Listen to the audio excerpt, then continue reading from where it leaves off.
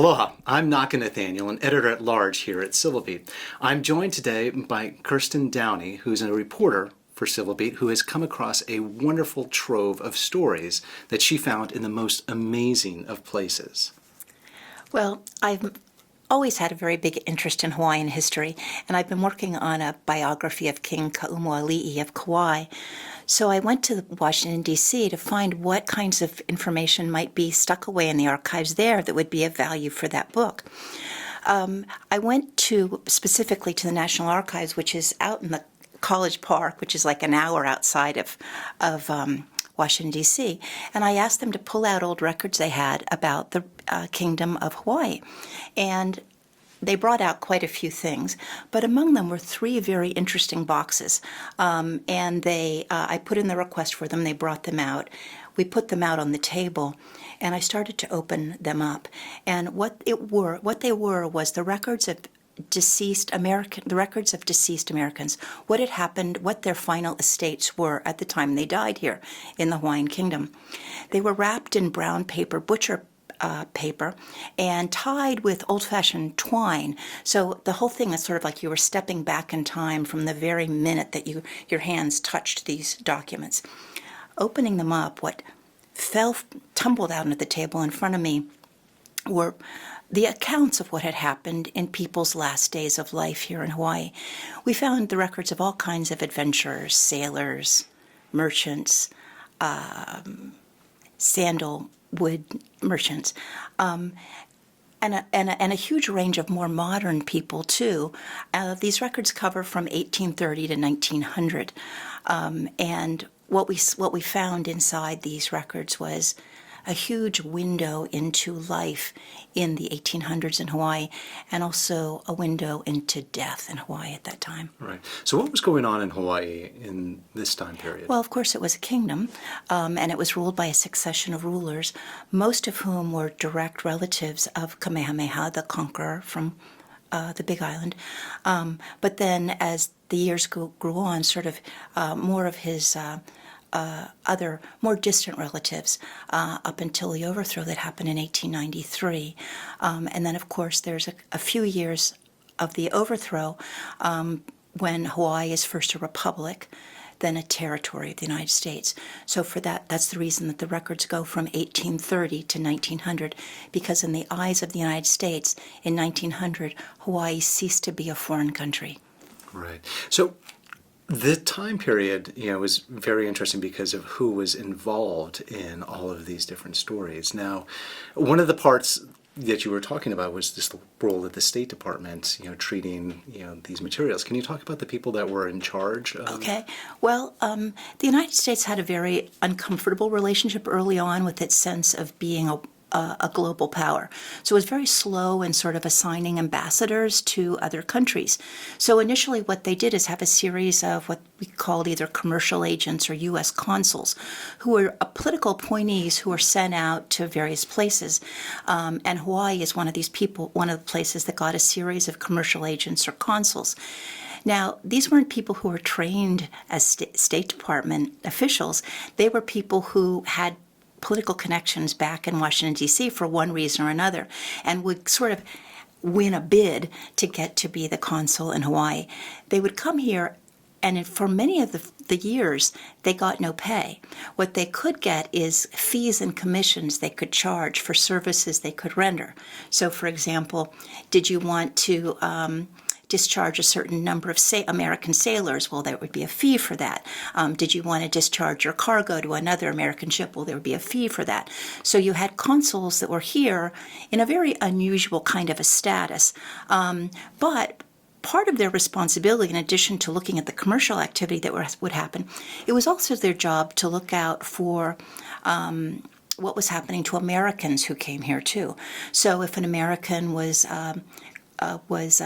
tried for a crime, for example, or if an American died, that person would come under the purview of the consul.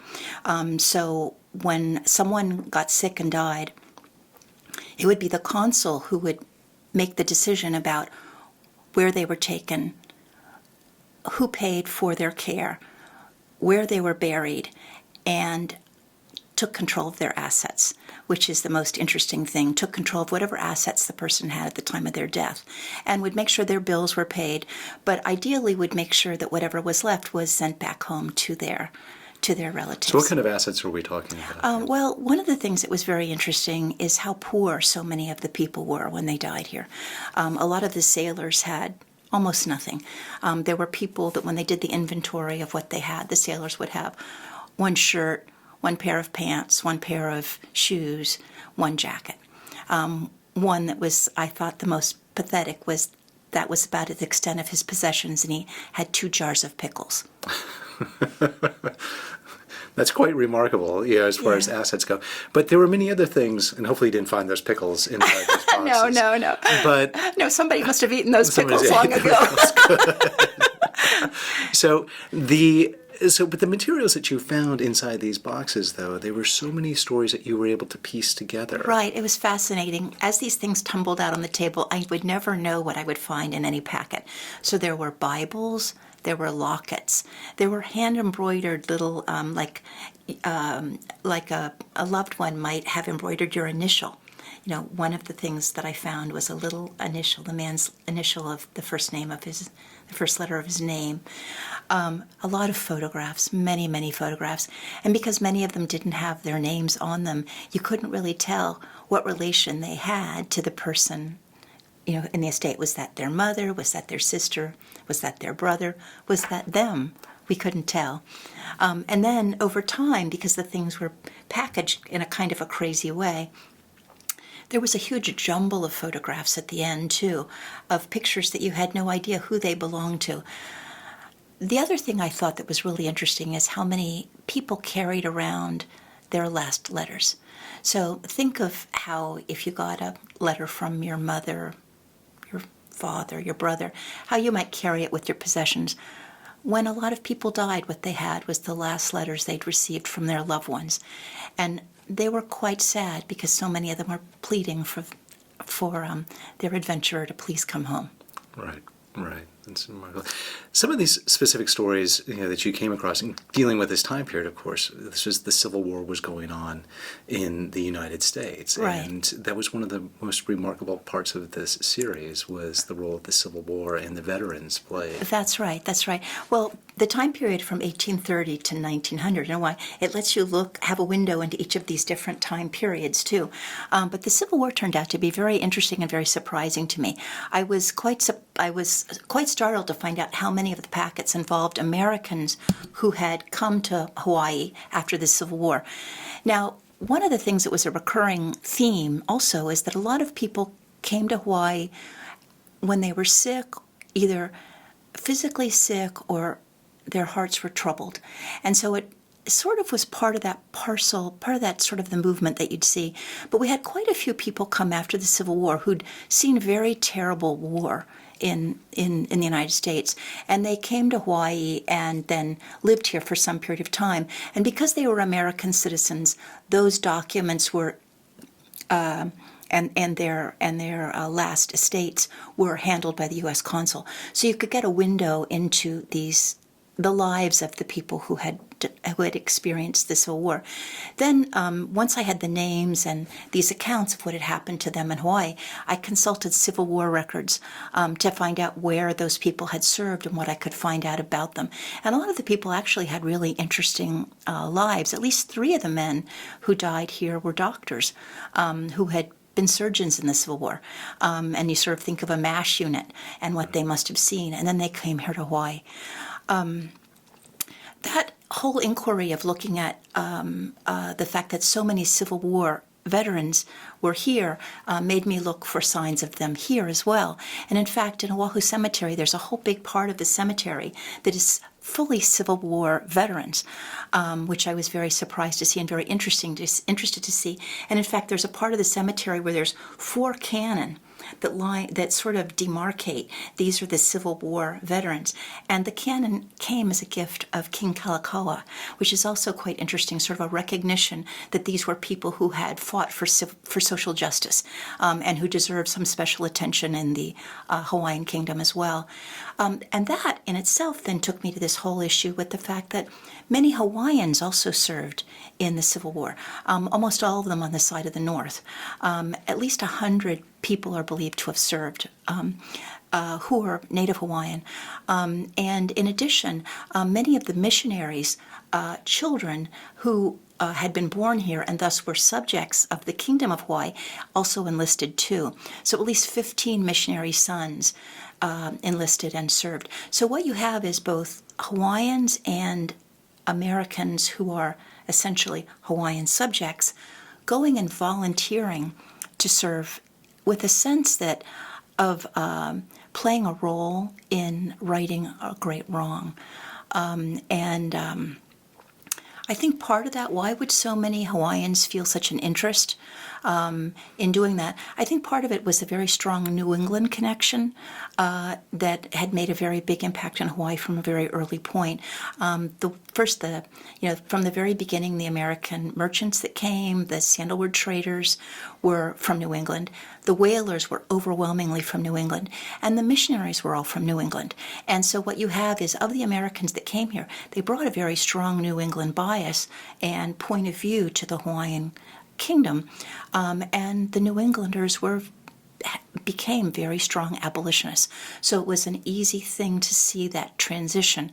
But what a fascinating thing to realize that so many Hawaiians, even at that early age, at that early era, felt so strongly allied to the United States and to the goal of social justice that they would enlist and put their own lives at risk when they had no need to do so. Right. That's such a remarkable part. Yeah. Now, you had mentioned this a little bit earlier about people coming to Hawaii in search of cures. That was a big trove. That was a big part of the trove. Right. Well, this was been a recurring theme, really, from the earliest days that the explorers began coming to Hawaii. People would talk about the wonderful climate. They would talk about the kindness they experienced, the sense of aloha they experienced. And people went back with stories about having been treated differently here and having a different experience here than they'd had any place else in the world. So from the very early era, even from the Cook era, the Captain Cook era, people went back with tales of Hawaii being a very special place, kind of even a miraculous place. So over the years, when people would get ill, they would frequently come up with the idea of going to Hawaii to have a miracle cure. So one of the things that was very interesting that I found is that a lot of the estate records that I found that people hadn't been living here for 15 years. This wasn't like a long-time resident. This was someone who came 2 months earlier, many of them with tuberculosis, hoping that they would get here and get better. They were already too ill. They weren't going to make it. But what I saw was this recurring theme of people coming to Hawaii hoping for a salvation. And of course, there's probably some that did get better. And in fact, you do find that in a lot of cases that people would report that they did get better, but then they got some other illness and died. But that was a consistent theme throughout. And after a while, it became something that was even commercialized. People in the very early stages of the tourism industry would say, come to Hawaii, have a great time, you'll go swimming, and maybe you'll get better too. And so there was a very kind of early, a very early sort of a medical tourism that came to Hawaii as well. Right. Well, Kirsten, this is such an amazing story, such an amazing series, the Dead Letters series. You can read all of it on civilbeat.org. Thank you so much for joining us. Thank you. I really appreciate it. And thank you for finding these great stories and Thank you. sharing them with us. Thank you. It's been fascinating for me too.